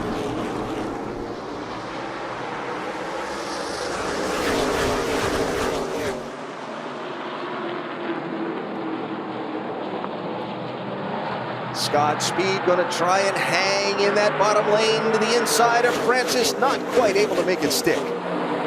Bobby Labonte's cleared Elio Castroneves as well. So these guys have got to regroup. Elio's trying to get close on the exit. But Ernie Francis Jr. again, he's made that gap. As you see Elio Castroneves on the inside of Bobby Labonte, can he keep the car down there and get back to the throttle? Remember that great save he made trying to make a low pass earlier in one of the heat races? That was on Paul Tracy he was trying to go for. Oh, there's Tony Stewart to the outside. Start to march back towards the front. A little 3 wide, that's not going to work off that corner. Yeah, and Marco wasn't doing that on purpose. That was just 3 into 2, wouldn't go. And you can see Bobby Santos taking advantage of that. Tony Kanaan on the inside trying to get past his old mate Marco Andretti. From a racing perspective, it's been a big point of conversation with some of the drivers. They're so used to racing with a spotter. Somebody up on top of the grandstand hooked up on a radio to them, telling them when someone's to their inside or outside. They don't have that here. No, and it's really difficult with these wraparound seats for safety. They wrap right around the side of your head to hold your head in the event of an accident. Unfortunately, it cuts a lot of your visibility off. So it's a tough thing that these guys are trying to do, especially, as you say, Alan, when you become so used to it. Bobby Santos made a big move. Oh, we have a little contact here. Look back at Kanaan and Tracy. No, I think Paul drove into the wall himself. There wasn't any contact. Tony did not push him. They did push him there, but look, there's actually no contact. Paul Tracy hits the wall before Tony Kanaan gets anywhere close to him. So, sorry, TK. PT not done yet. No, and that's the problem when you pass Paul. When he thinks you've done that to him, the next braking zone could be pretty interesting. And Kanaan sliding the back end of the car out off of turn 4. Let's see if he can get away from Paul Tracy from the danger zone. That could be a good thing. Yes. But Paul Tracy doing a great job down the bottom of the circuit. Is he using his tyres up too much to try and keep up with Tony Kanaan? So unlike the first race of the series at Stafford Motor Speedway in Connecticut, where they ran 100 laps, all on the tires they already ran the 2 heat races on, tonight they got a fresh set of Goodyear tires before the main event. So they should have more left to race with at the end. But a common theme for the drivers, if you make the tires angry, they're going to stay mad for a while. What does it mean by making the tires angry? Yeah, when you slide the car a bit, you put too much pressure into the slip angle of the tire. The tires start to heat up, and it's a vicious circle because it starts to slide a bit more. They heat up even more, and it just gets worse, and eventually you cannot recover from that unless there's a caution flag. So, and experience counts for so much. We're just watching Elio Castroneves' heartbeat. Look, 140, 344. He's pretty fit, as old Elio. He has to be at his age to drive a racing car, but no, he works hard at his fitness, and you can see that some drivers are constantly above 170, and others are nice and maybe nice and easy. And as hot as it's getting in these SRX cars, that's going to bring the pulse up a wee bit too. I want to see what heart rate telemetry shows us next week at Slinger when they're racing on a quarter mile. That's a little wall contact from Bobby Labonte. Yeah, probably, I think just misjudged. The car was sliding a bit, he just couldn't arrest that slide enough. He got either crack out the throttle or hit the wall, and he chose to hit the wall there. And Elio Castroneves still shadowing him. You can see the red of Castroneves' car in the rear mirror. And Elio going to the inside. Labonte looks like he's struggling with the front of the car. He's put a lot of wheel into the car to get it to turn. And the quick look up in the mirror by Bobby. Yeah, he knows Elio's there. He wants to make sure he knows where. Exactly right. And Elio, again, is one of those guys I think you can trust a bit more. He's not going to do anything crazy on purpose. He might misjudge. But if he's ahead of you, he's a hard guy to pass. Absolutely. See everybody, those 3 cars, Scott Speed, Bobby Labonte, Elio Castroneves, really migrating to the outside of the circuit just now, trying to take some pressure off the tires and use the banking as much as possible. You mentioned Elio and possible prospects for next season. I talked with Elio extensively about, this year and things going about the way they were. He didn't have a full-time ride lined up. He got a part-time ride in IndyCar. He came over and won the Indianapolis 500. He signed up with SRX. He's having a blast doing this. He said, a number isn't going to make me stop. And his age. Now the number, of course, is 4. That means everything for Elio. Matt, any other numbers for Castroneves? Well, he'd love to add a number 1 with an SRX victory. Now think about it, the last 7 months, IMSA championship, Rolex 24 victory, Indy 500 victory. Now tonight he added a heat. He'd love to score the big trophy though, but Tony going in, he had to really change his mindset running these cars on the bull rings because, like Dario mentioned earlier, he so wants to charge the corner, so he has to do a reset with his mindset and back up his corner. He also told me going to tonight, he knew the tires were going to be important. It's a little bit like an Oreo cookie, he said. If you eat that frosting early, there's not much good left, so he's got to pace himself, just like when eating a cookie. There's a good way to explain it. It's a very good analogy, and unfortunately, it's the last cookie in the box as well. Yeah. They're not giving you another one. So Elio mentioned, at the ripe old age, it would have been 45 years old. He won the IMSA championship last year. I think his first championship in cars. It was, yes. And obviously now 4-time Indy 500 winner, but to get that first championship, I think was a big weight off his mind. And we never gave him a hard time about not winning a championship. Really? No, none of us would do something. I can't imagine. Now, Castroneves is still trying to find a way around Bobby Labonte for third position. And yellow flag will wave over leader Ernie Francis Jr. off of turn number 4 as we hit the second of our SRX green flag lap limits. Relatively clean race tonight so far. No incidents. Some scars on the sides of the cars from some rubbing. I believe Hinch used the phrase rubbing his racing last week, borrowed from Days of Thunder. It's not wrong. Yeah, not wrong. Well, what a night for Ernie Francis Jr. so far here in Indianapolis.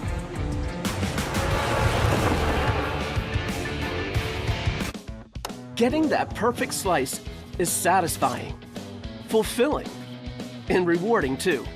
But we don't do it for fun. We do it for fresh. Slice to order makes a sub above. RV ready to go? Water. We waiting for? Oopsie doopsie. It's the battery. Hey folks. Uh-oh. Open hood, never good. We brought some oranges because we are out of juice. Let's get you back on the road.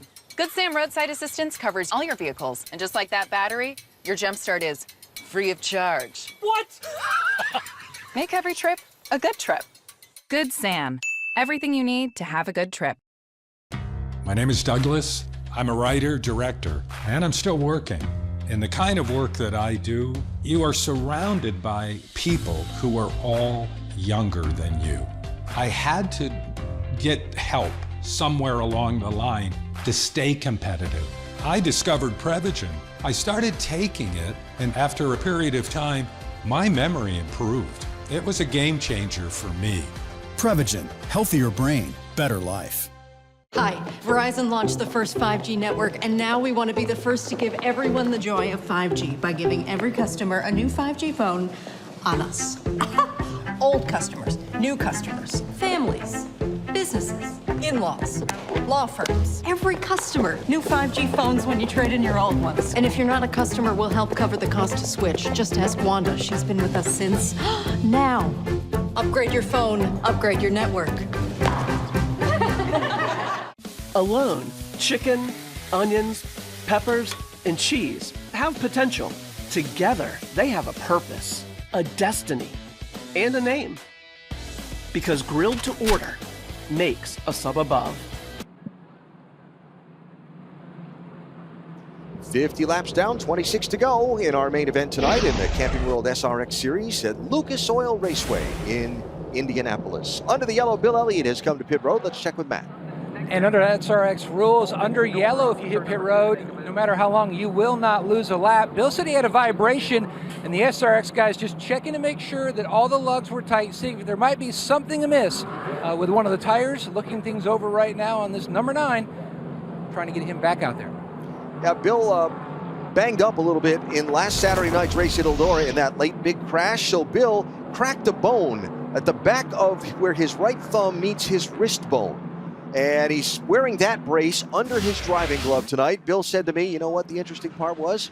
He said, I'm on Medicare now. So is he 65 years old. Awesome, he said, so I went through all this and got to check out the Medicare system. I mean, that's the thing. He doesn't have to do this. Right. And that he was not giving up his race car in this race tonight. Why do you think Bill Elliott achieved in his career what he achieved? You know, it's talent, but he's got to be stubborn too, right? Desire. And the reason he's here, he said, I'm still competitive. Yep. And there he is. He's had a rough go of it so far, a couple of mechanical issues, and then caught up in that crash not of his own making last Saturday at Eldora, but here he is out there with that brace on the right wrist and plugging along. That's not going to feel pleasant. Trust me, I've driven a few broken bones in my time. It's never much fun. It definitely takes away from the enjoyment, especially when the adrenaline stops. Bill said he went to the doctors. They asked him, "Are you allergic to anything?" He said, "Yes, pain." Actually, I was okay with pain. It was mild discomfort that used to annoy me. Yeah, okay. All right, we're doubling up the field. We're going to get ready to go back racing. And it's been the Ernie Francis Jr. show so far tonight in this main event. The 23-year-old who practiced up at Road America in Wisconsin in his Trans Am car, drove the 5 hours down here to Indianapolis. Overnight, came here today, had to miss qualifying for Trans Am, which is where he's won his 7 straight championships. He'll start last in the main event there tomorrow. 5-hour drive away. The green flag's at 8:10 a.m. tomorrow morning. Talk about desire. So when they get done, he will sleep in the back seat of the car while his family drives from here to Elkhart Lake. That's old school. Well done, Ernie. He had a trophy with him. Yeah. Make the drive a lot shorter, I bet. You think? Yeah. Oh, absolutely. He is a delightful young guy to talk to. He's got obvious talent and a big personality. And his thing for being here in this series, racing against all these other superstars, is to introduce Ernie Francis Jr. to the broader motorsport world. He's definitely done that, hasn't he? He's in the yellow car on the outside. Scott Speed is to his inside. We go racing with what'll be 23 laps to go in the main event tonight. Fabulous jump by Ernie Francis Jr.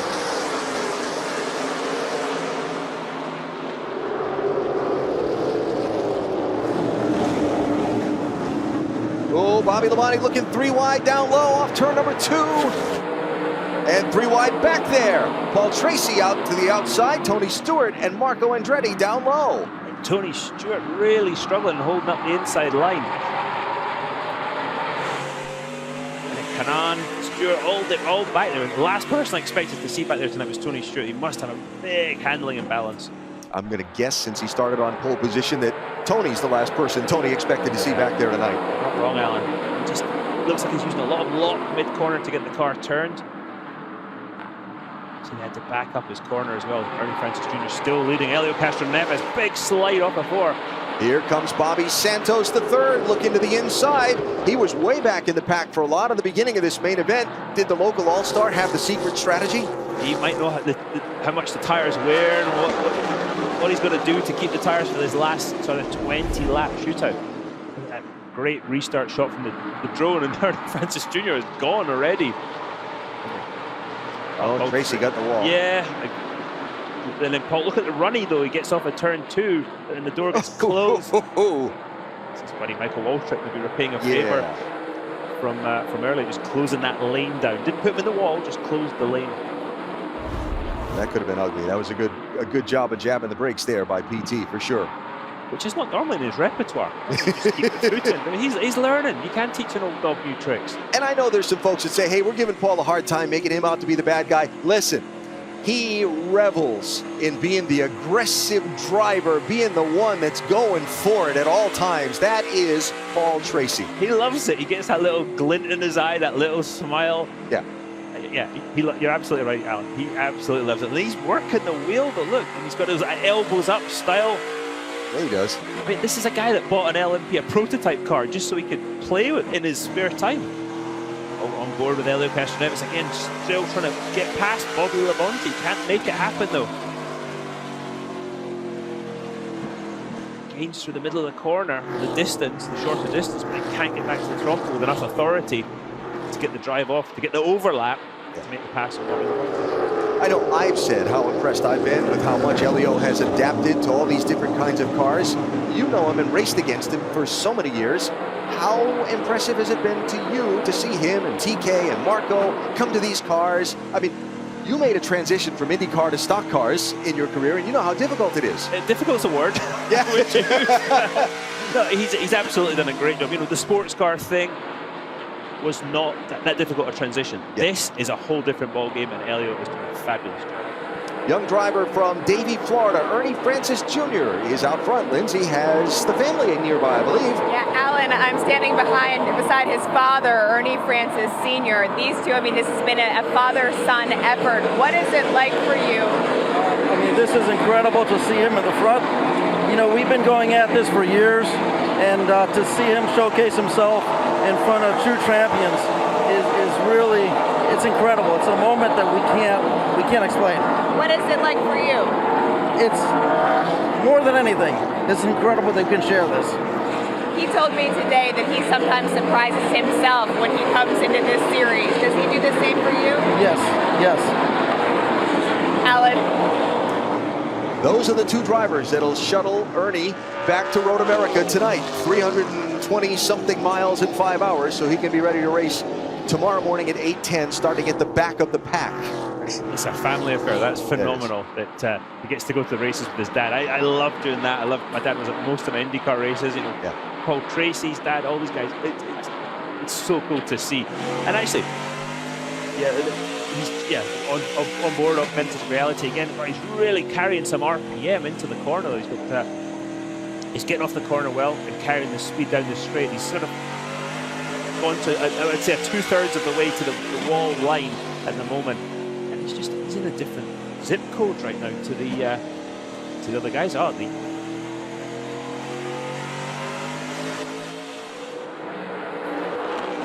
Well, when you get to be in a different zip code, sometimes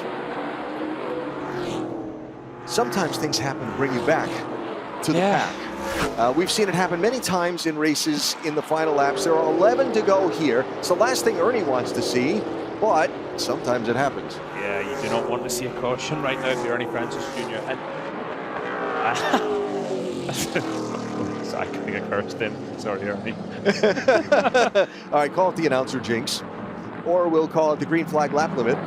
But we'll put the pace car out, we'll double them up, and we'll get ready for a shootout to the finish here at Lucas Oil Raceway. Getting down to it on Superstar Saturday night. Who's going to be the biggest star? All right, guys, no insurance talk on beach day. I'm down. Yes, please. Don't get me wrong, I love my RV, but insuring it is such a hassle. Same with my boat. The insurance bills are through the roof. Be cool. I wish I could group my insurance stuff. Like the house, the car, the RV. Like a cluster, an insurance cluster. Yeah, I doubt that exists. It's a bundle! It's a bundle and it saves you money! Hi, I'm Flo from Progressive and I couldn't help it over here. Super fun beach day, everybody. Our passion for protecting vehicles started in 1934. And we've been pushing the limits of performance ever since.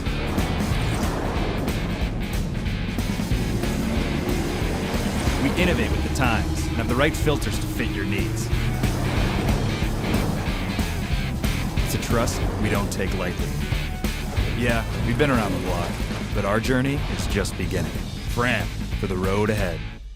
Well, well, well, look at you. You mastered the master bath.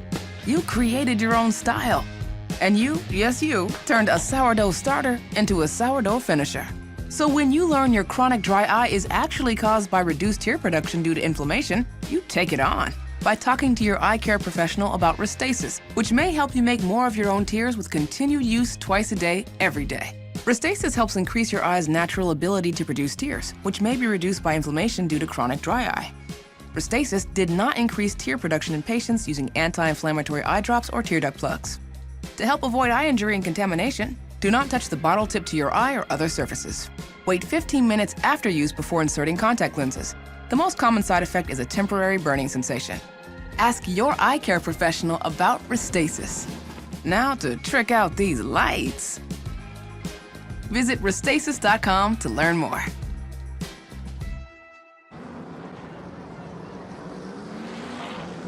We've seen some Independence Weekend fireworks in the air in the reaches around Lucas Oil Raceway. Will we see some fireworks on the track as we come down to the finish of our main event on Superstar Saturday night? I like what you did there, Alan. Yeah, I think you absolutely will. This last restart business is picking up. The slightest gain or loss is going to have a much bigger effect. So you've got to be perfect on this restart or you'll lose a lot of spots. The guy with the best opportunity to gain is Scott Speed in the gold car down to the inside. What does he need to do here? He's just got to get through the gears. I heard him hit the limiter a couple of times before. Helio Castroneves is also a man to watch. He's on the outside now, and he can really, if he gets a good restart, push Ernie Francis all the way into turn one and then set about trying to pass him. Will push come to shove? Who's going to win it? We're down to the final stages. Look at Speed trying to stay right there with Francis Jr. Green flag. Here we go. Oh, Ernie Francis Jr. got loose off the turn 4. And the inside row, he's back to second. Scott Speed to the race lead. Bobby Labonte trying Francis for second. Castroneves is tangled up with Marco Andretti off turn 2 and a spin. Tony Kanaan is around. Yellow flag is out. And Kanaan manages to keep it out of the wall, but I think he's flattened all 4 tires. Did someone say something about fireworks? I think they might have. I think I saw Tony do that very thing in an IndyCar at Loudon, but then he hit there was a port John on the other side of the wall. Oh, I remember that. Yes, it wasn't pretty. Yeah, Tony just got loose down low trying to get back to the throttle. Did a really good job of keeping the car out of the wall, though. You see the tires pop, especially the left front. Oh, bit of contact. Yeah, Tony was just trying to keep the throttle down, couldn't hold the car down. Yep. That's it. All that smoke, luckily it was near the back. Well, this will be good from the visor cam. Tim Feather in the throttle. Oh, Michael comes down. Yeah. Yeah, apologies, TK. Michael also came down and really cut the road off, and I would say caused that problem. So Tony Kanaan will have to try and regather himself at the back end of the field, and we double him up.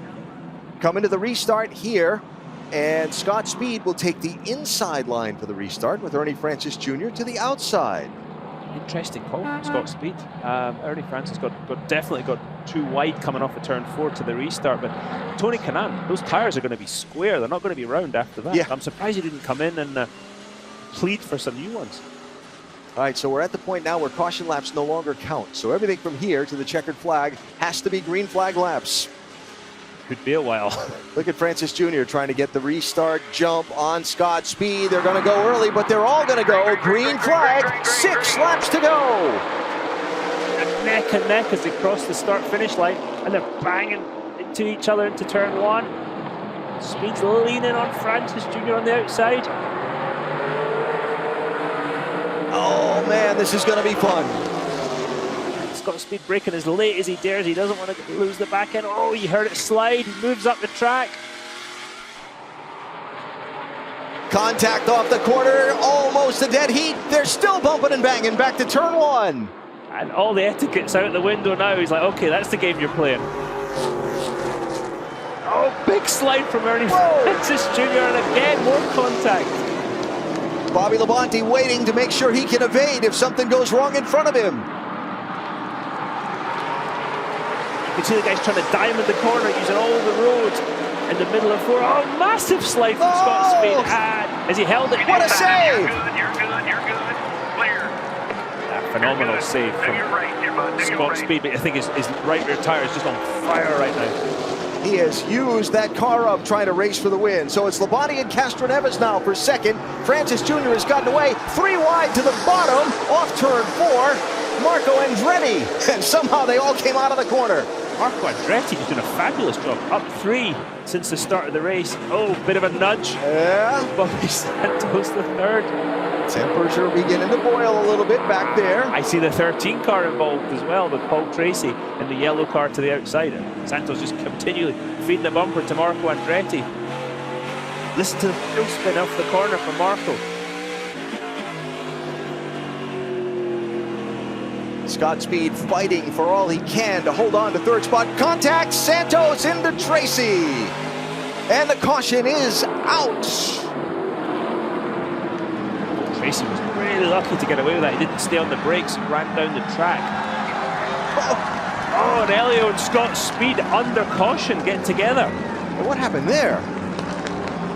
Big damage to the Castroneves right front corner. I think there might have been a slight disagreement, difference of opinion, shall we say. All right, and so we finished the lap count with 2 to go. What happened here? Santos the third to the inside, up, pushes right up into Paul Tracy. Nothing Paul Tracy did wrong there at all. But then watch as he comes down close. That was Willie T. Ribs. Great job of avoiding. Phenomenal job from Willie T. Ribs. think that Paul was just used up there. Now, the Scott Speed and Castroneves thing. See if we can decipher that. I think the yellow's out. You see the... Yeah. So did he not see that the yellow came out, or did he do that on purpose? Let's see from Elio's side of things. That's Bobby Labonte ahead. Oh, I see. That Okay. was a payback from that. So you saw the car moving. That was Scott Speed, I think, getting into the left rear of Elio, and that was a little payback. Elio's not playing so nicely anymore. Oh, another little nudge. Oh, the big nudge. And another nudge. Getting his money's worth. Yeah, he really is at this point. Ray Evans going, oh, I think I want to be the fiberglass guy, the guy that supplies the fiberglass to the series. Yeah. There's the first part. All right. Yeah, that was pretty blatant by Scott into the left rear quarter. So by this point, Elio's pulse is not 139 anymore. You think? Oh, no. Yeah, there's a bit of damage there. See the cooling hoses for the brake system. Yeah. Dampers. There you go, if you want to see what a racing car looks like underneath. There's a camera, that's the... Is that Bill Elliott's car? Yeah. There we go. It's always the cameras that get it. You ever noticed that? Well, that's why we have a lot of them. Well, this should be kind of interesting because now we've got angry people. We've got 2 laps to go in the race and another restart, and now it's going to be Bobby Labonte next to Ernie Francis Jr. up front with an angry Elio Castroneves right behind them. Bobby Labonte sniffs the win. Look out. If I was on that in one of those cars right now, I'd be just pulling the belts a little tighter, just, you know. Let me tie some things together there. When Bobby won his race here back in 1991, he was running second, and Chuck Bound, great NASCAR, then Busch Series driver, was leading, and Chuck's safety belts came loose inside the car, and he had to slow down to reattach them, and Bobby got by him, and that's how Bobby won the race. Yeah, it's so difficult to drive when the belts go. Yeah, I've tried it once. Not the thing you want, right? Not much fun, no. Yeah.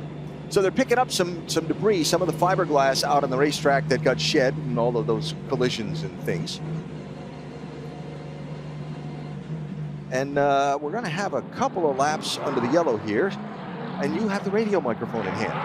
Who are you going to go for? I think Bobby Labonte, yeah. Good choice. Good choice. Bobby Labonte, it's Dario in the booth. Running P2, can you sniff the win? Yeah, hey man. I guess you're going to Goodwood next week. I'll miss you there. But yeah, we're so tight. There's no way I'm gonna get around Ernie unless something happens. But we'll just give it our best shot here. So we'll see. But you never know. Obviously, these last caution flags get kind of crazy. So we'll see what happens. Yeah, I think tonight's a night for surprises. So all the best, and yeah, I'll see you at Goodwood possibly next year. I hope so. Good. What you want? Have a good one, Bobby. Of course, the Goodwood Festival of Speed over in England, one of the great motor car events. Is that how you say it over there? The motor car events? Yeah, I think that might be the first time that Goodwood's ever been mentioned. Yeah. Lucas Oil Raceway. That's exactly true. All right, we're furiously dialing the radio up to see if we can talk to the young race leader, Ernie Francis Jr. Let's have a word. Ernie Francis Jr. It's Dario up in the TV booth. You're having a good night. Couple of more laps to go. How's it feeling? Looks like the last 10 laps taking forever now. Thought we had it there, and then that caution came out, really making it hard for us out here. But car's feeling really good. Just kind of trying to focus on the restart, get a good start, and try and hold it to finish. Good man. I think a P1 trophy would make that drive to Road America a little bit more pleasant overnight. Yeah, definitely would be. Definitely make that drive a lot better. Hopefully we can make it happen. You're doing a great job. Keep it up. Ernie Francis Jr. Very calm. Well, he may be expressing calm, but I think, on the inside, he's very... That's half the battle, isn't it? And by the way, and Dad is twice as tense as Ernie is. It's always the way. Oh, I hate watching friends and family members race. Yeah. I was much calmer doing it myself. Well, he knows what this would mean for his son And of course, what they've already accomplished just by how well he's performed here. Yeah, absolutely. So over those 7 in a row Trans Am championships. Yeah.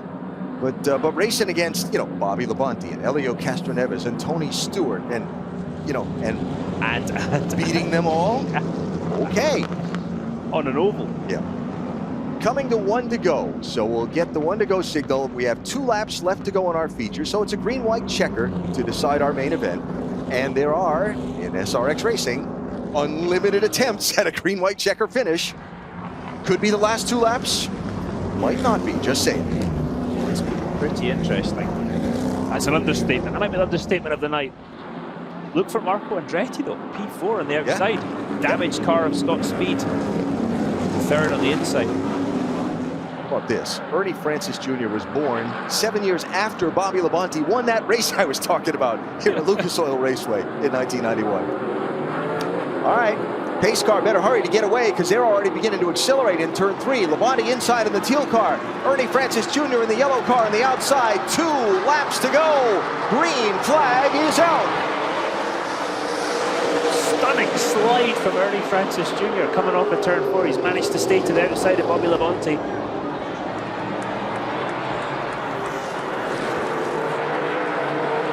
Just clears him off too. Yeah, Bobby Labonte being, I have to say, very kind there. Didn't really push the issue. Marco Andretti going on the high side of Scott Speed though.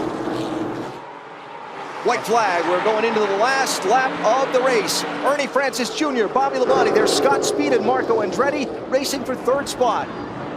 Marco Andretti 4th again. Scott Speed slips up coming off at 2. Marco wants that podium finish.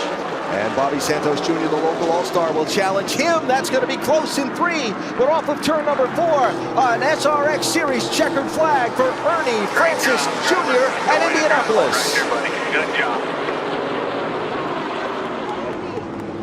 That's incredible, man. What a job by the young man being challenged by some of the best in the business. Keeping a cool head. Phenomenal job by Ernie Francis Jr., 23 years old, winning in a field like this. Incredible. By 18 years, the youngest winner in the Superstar Racing experience so far in our debut season. I'm sure it'll be a great victory interview when we talk with Ernie next from Indianapolis. We've got a lot of action, fireworks at the track. Matt Yoakum standing by.